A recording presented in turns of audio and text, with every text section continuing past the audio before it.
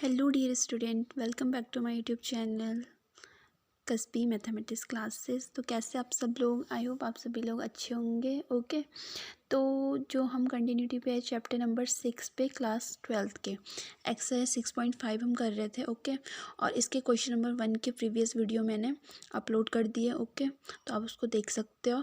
और इसके जो क्वेश्चन नंबर 2 और 3 है वो सेम है क्वेश्चन नंबर फर्स्ट के जैसे है।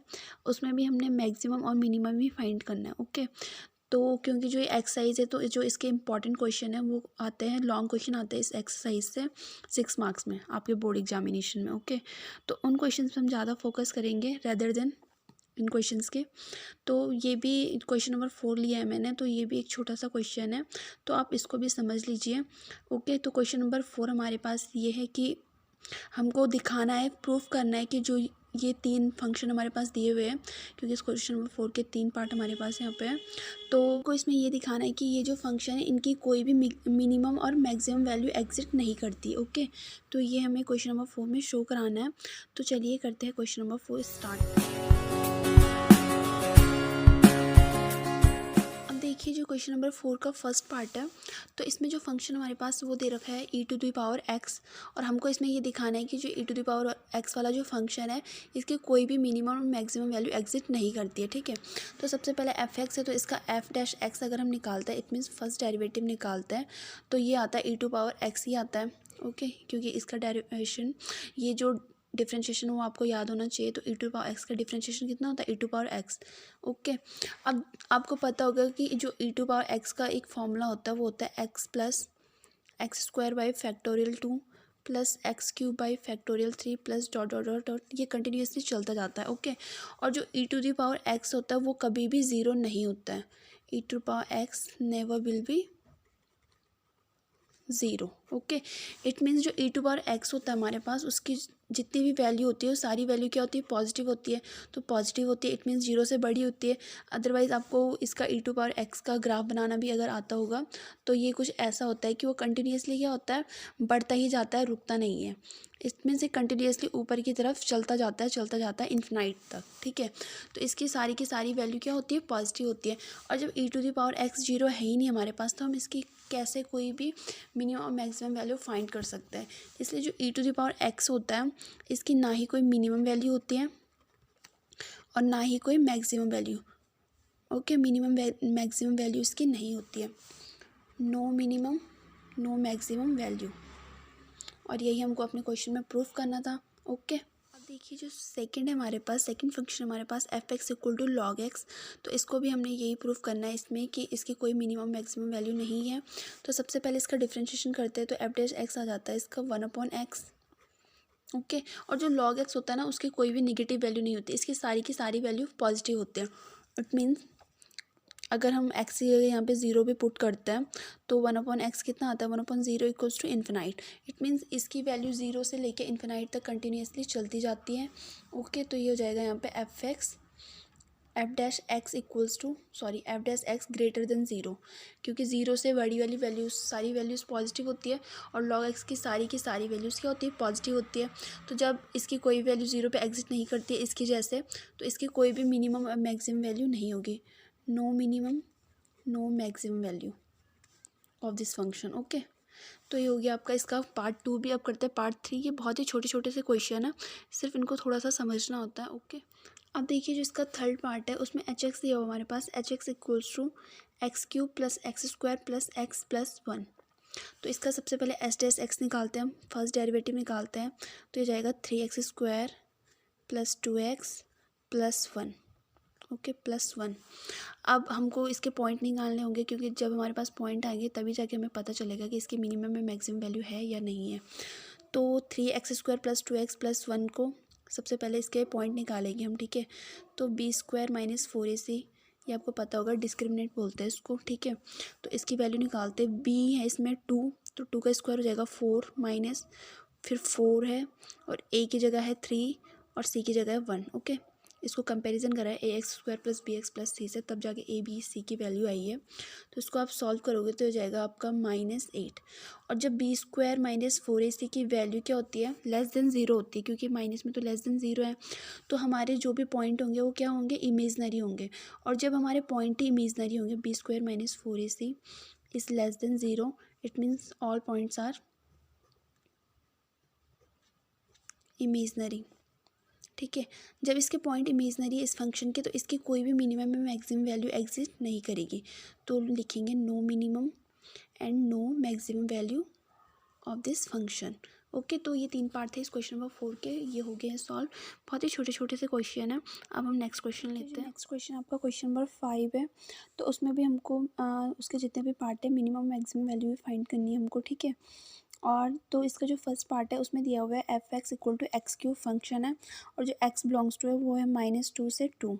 ओके, क्लोज इंटरवल में दिया हुआ है। तो सबसे पहले इसका डेरिवेटिव निकाल देते हैं हम। ये हो जाएगा आपका f(x) = 3x²। अब हमको क्या करनी है, एक x की वैल्यू यहाँ से भी निकालनी है, और x की वैल्यू निकालने के लिए f(x) को क्या करना पड़ेगा, 0 पुट करना पड़ेगा। 3x², तो x = कितना आ जाएगा आपका यहाँ पे से 0 आ जाएगा। और जब x = 0 आ जाएगा तो ये वाली वैल्यू इधर फंक्शन में रख लेनी है, क्योंकि जो वैल्यू हमारे पास यहाँ से आएगी इससे इस पर भी हमको चेक करना है कि हमारा फंक्शन मिनिमम है या फिर मैक्सिमम है, और इन दोनों पॉइंट्स पे भी। ठीक है, ये दोनों पॉइंट्स जो गिवन है हमारे पास, तो ये f0 निकालेंगे हम, तो ये कितना हो जाएगा, 0 ही हो जाएगा। अब हम -2 और 2 पे चेक करेंगे, तो लिखेंगे x = -2 पर फंक्शन की वैल्यू क्या आती है, f = -2 हो जाएगा, और -2 का क्यूब कितना होता है, -8 हो जाएगा। अब x = 2 पे भी चेक करेंगे हम तो ये हो जाएगा f2 = हो जाएगा 2 का क्यूब, तो ये जाएगा आपका 8।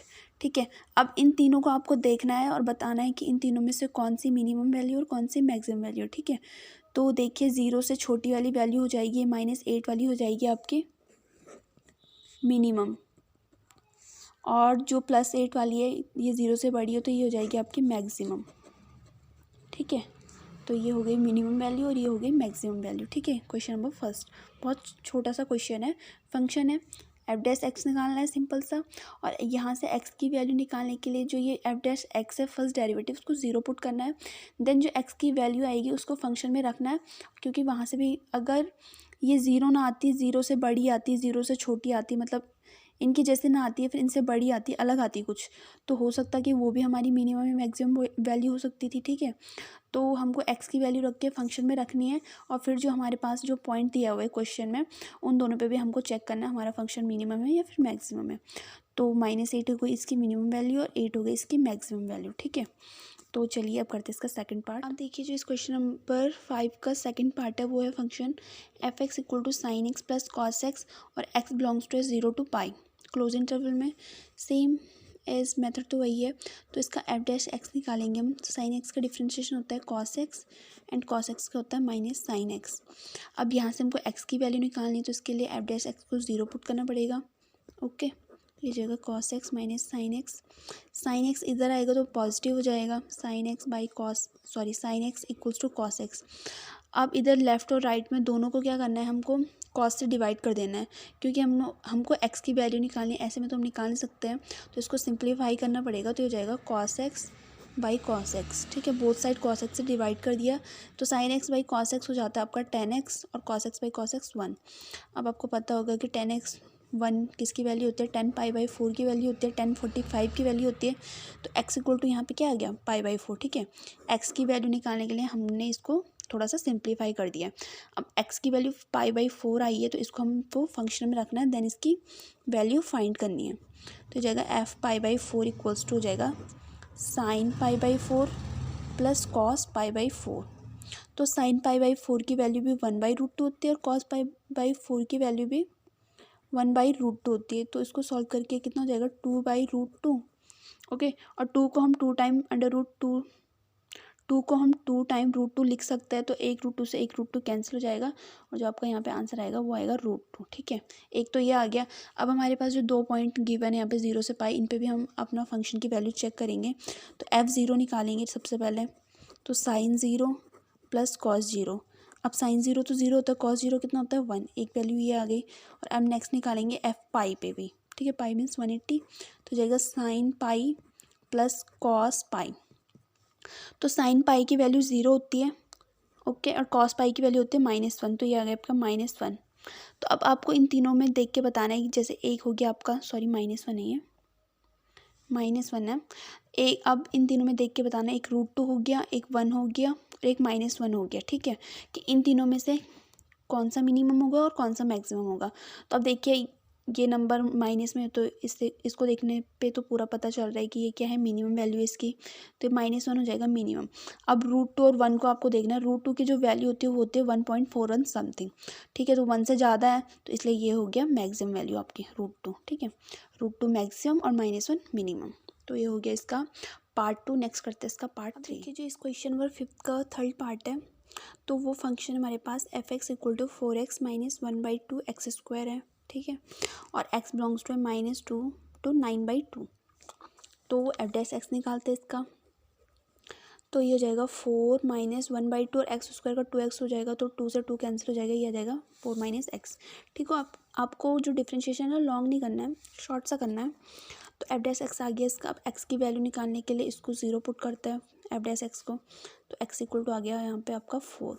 तो इस x = 4 पे फंक्शन की वैल्यू सबसे पहले चेक करते हैं क्या आती है, तो जाएगा f4 = हो जाएगा 4 × 4 16 - 1/2 और 4 का स्क्वायर कितना हो जाएगा आपका 16, तो 2 से 16 8 टाइम कैंसिल होगा, 16 - 8 कितना हो जाएगा 8, ठीक है। अब ये जो 2 पॉइंट हमारे पास गिवन है -2 से 9/2, तो -2 और 9/2 पे भी चेक करेंगे फंक्शन क्या आता है, तो जाएगा f - 2 = तो 4 × -2 हो जाएगा, इसमें रखना है, ठीक है, x जगह -2, तो 4 × -2 -8, देन -1/2 और -2 का स्क्वायर 4, तो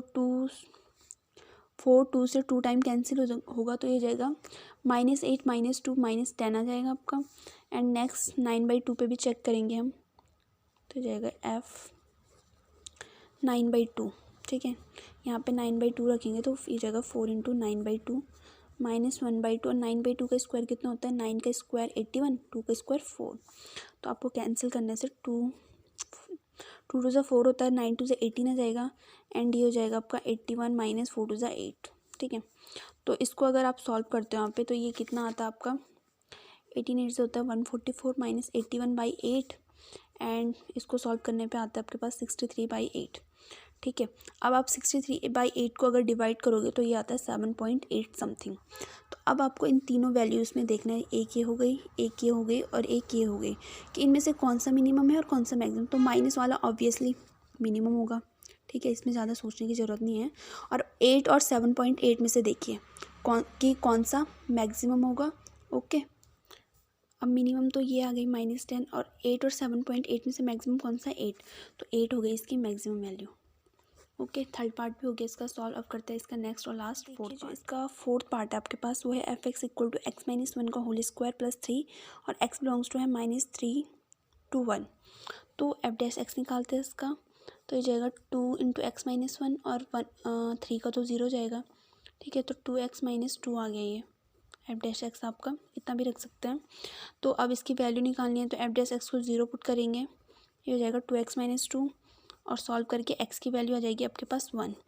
तो अब x = 1 पे फंक्शन की वैल्यू निकालेंगे, तो 1 यहाँ पे रखेंगे तो 1 - 1 0 हो जाएगा, तो इस यहाँ पे बचेगा सिर्फ और सिर्फ 3।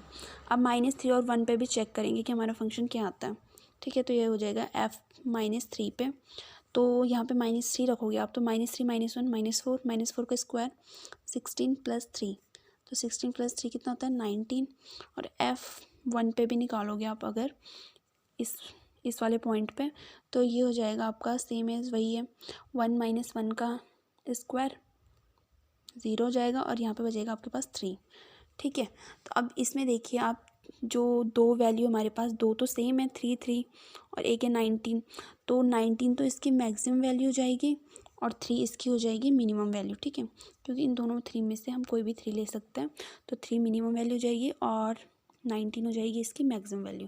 तो देखो ये हो गया आपका यहाँ पे क्वेश्चन नंबर 5 भी कंप्लीट, ओके।